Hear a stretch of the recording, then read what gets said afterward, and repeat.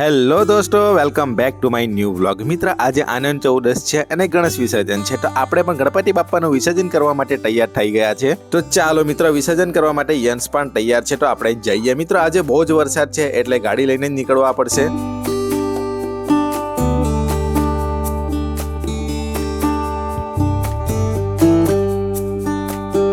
Ganpati વિસર્જનનો time 11 વાગ્યાનો હતો અને મેં કંપનીમાં હાફ ડે મારીને આવ્યો એટલે મને થોડું જતા લેટ થઈ ગયું. અહીંયા અમારો ગણપતિ આવી ગયો છે, તમે જોઈ શકો છો.